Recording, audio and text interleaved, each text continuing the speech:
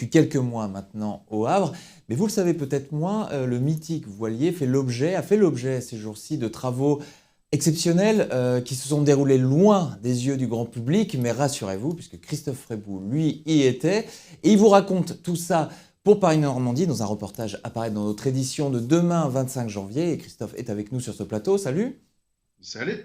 Dis-nous, en quoi ça consiste ces travaux? Déjà, peut-être qu'il va falloir nous replanter le décor. Le Belém au Havre, qu'est-ce qui lui arrive en ce moment? Eh ben écoute, cette mise en cale sèche en fait entre dans le cadre de l'hivernage du 3 mois, c'est-à-dire que pendant 5 mois, il est au Havre, il ne navigue pas. C'est l'occasion, bien sûr, pour les Havrais et d'autres personnes de le visiter. Mais enfin, en fait, c'est surtout le temps, l'occasion d'y mener des travaux de rénovation. Par exemple, cette année, le gros chantier, c'est la rénovation du Petit Rouf, Mhm. c'est-à-dire le carré des officiers, là où Mhm. ils prennent leur repas.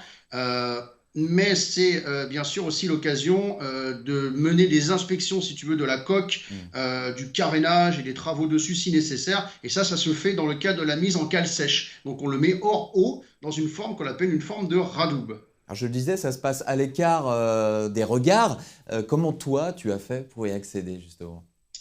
Alors effectivement, on n'entre pas comme ça sur le port du Havre, c'est un port ouvert au monde, mais pour le reste, c'est relativement fermé. On n'entre pas bien sûr sur les terminaux où sont chargés et déchargés les conteneurs parce qu'ils sont soumis à des règles de sécurité internationale Mhm. après les attentats du 11 septembre. Là, on est plus sur un chantier, donc c'était un petit peu plus souple. Bon, pour autant, il faut faire demande d'autorisation pour y pénétrer et faire de la captation d'images.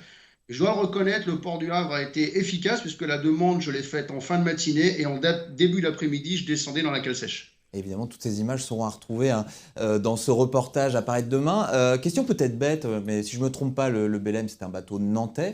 Pourquoi est-ce qu'il se trouve au Havre? Donc, pas de question bête, et effectivement, c'est écrit dessus, Ah hein, si. Nantes. Il a été mis en service fin du 19e siècle, en 1896. C'est un vieux monsieur, ou on devrait dire que c'est une vieille dame, puisque c'est